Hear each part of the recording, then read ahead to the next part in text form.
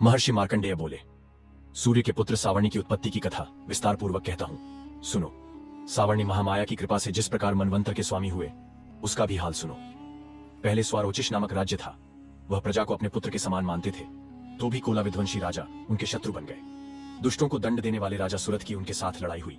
Cola विध्वंसियों की संख्या में कम होने पर भी राजा सुरथ युद्ध में उनसे हार गए। तब वह अपने नगर में आ गए। केवल अपने देश का राज्य ही उनके पास रह गया और वह उसी देश के राजा होकर राज्य करने लगे। किंतु उनके शत्रुओं ने उन पर वहां आक्रमण किया। राजा को बलहीन देखकर उसके दुष्ट मंत्रियों ने राजा की सेना और खजाना अपने अधिकार में कर लिया। राजा सुरथ अपने राज्याधिकार को हार कर शिकार खेलने के बहाने घोड़े पर सवार होकर वहां से एक भयंकर वन की ओर चल गए। उस वन में उन्होंने महर्षि मेधा का आश्रम देखा। वहां मेधा महर्षि अपने शिष्यों तथा मुनियों से सुशोभित बैठे हुए थे और वहां कितने ही हिंसक जीव परम शांति भाव से रहते थे। राजा सुरथ ने महर्षि मेधा को प्रणाम किया और महर्षि ने भी उनका उचित सत्कार किया।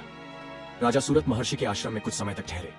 अपने नगर की ममता के आकर्षण से राजा अपने मन में सोचने लगे, पूर्व काल में पूर्वजों ने जिस नगर का पालन किया था, वह आज मेरे हाथ से निकल गया। मेरे दुष्ट एवं दुरात्मा मंत्री मेरे नगर की अब धर्म से रक्षा कर रहे होंगे या नहीं? मेरा प्रधान हाथी, जो कि सदा मद की वर्षा करने वाला और शूरवीर था, मेरे वैरियों के वश में होकर न जाने क्या दुख भोग रहा होगा। मेरे आज्ञाकारी नौकर, जो मेरी कृपा से धन और भोजन पाने से सदैव सुखी रहते थे और मेरे पीछे पीछे चलते थे, वह अब निश्चय ही दुष्ट राजाओं का अनुसरण करते होंगे तथा मेरे दुष्ट एवं दुरात्मा मंत्रियों द्वारा व्यर्थ ही धन को व्यय करने से संचित किया हुआ मेरा खजाना एक दिन अवश्य खाली हो जाएगा। इस प्रकार की बहुत सी बातें सोचता हुआ राजा निरंतर दुखी रहने लगा। एक दिन राजा सुरथ ने महर्षि मेधा के आश्रम के निकट एक वैश्य को देखा। राजा ने उससे पूछा, भाई, तुम कौन हो? यहाँ तुम्हारे आने का क्या कारण है और तुम मुझे शोकग्रस्त अनमने से दिखाई देते हो? इसका क्या कारण है? राजा के यह नम्र वचन सुन वैश्य ने महाराज सुरथ को प्रणाम करके कहा। वैश्य बोला, राजन, मेरा नाम समाधि है। मैं धनियों के कुल में उत्पन्न एक वैश्य हूं। मेरे दुष्ट स्त्री पुत्रादिकों ने लोभ से मेरा सब धन छीन लिया है और मुझे घर से निकाल दिया है।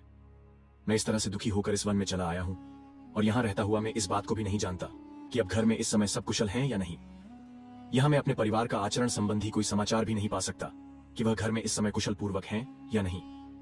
मैं अपने पुत्रों के संबंध में यह भी नहीं जानता कि वह सदाचारी हैं या दुराचार में फंसे हुए हैं। राजा बोले, जिस धन के लोभी स्त्री पुत्रों ने तुम्हें घर से निकाल दिया है, फिर भी तुम्हारा चित्त उनसे क्यों प्रेम करता है? वैश्य ने कहा, मेरे विषय में आपका ऐसा कहना ठीक है, किंतु मेरा मन इतना कठोर नहीं है। यद्यपि उन्होंने धन के लोभ में पड़कर पितृश्रेय को त्याग कर मुझे घर से निकाल दिया है, तो भी मेरे मन में उनके लिए कठोरता नहीं आती।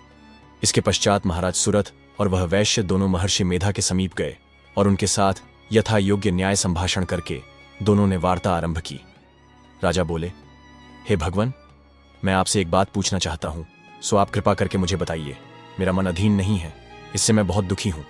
राज्य धनादिक की चिंता अभी तक मुझे बनी हुई है और मेरी यह ममता अज्ञानियों की तरह बढ़ती ही जा रही है। और यह समाधि नामक वैश्य भी अपने घर से अपमानित होकर आया है। इसके स्वजनों ने भी इसे त्याग दिया है। स्वजनों से त्यागा हुआ भी यह उनसे हार्दिक प्रेम रखता है। इस तरह हम दोनों ही दुखी हैं। हे महाभाग, उन लोगों के अवगुणों को देखकर भी हम दोनों के मन में उनके लिए ममता जनित आकर्षण उत्पन्न हो रहा है। हमारे ज्ञान रहते हुए भी ऐसा क्यों है? अज्ञानी मनुष्यों की तरह हम दोनों में यह मूर्खता क्यों है? महर्षि मेधा ने कहा, इन पक्षियों की ओर देखो कि अपने भूख से पीड़ित बच्चों की चोंच में कितने प्रेम से अन्न के दाने डालते हैं। हे राजन, ऐसा ही प्रेम मनुष्यों में अपनी संतान के प्रति भी पाया जाता है। लोभ के कारण अपने उपकार का बदला पाने के लिए मनुष्य पुत्रों की इच्छा करते हैं और इस प्रकार मोह के गड्ढे में गिरा करते हैं। भगवान श्रीहरि की जो माया है, उसी से यह संसार मोहित हो रहा है।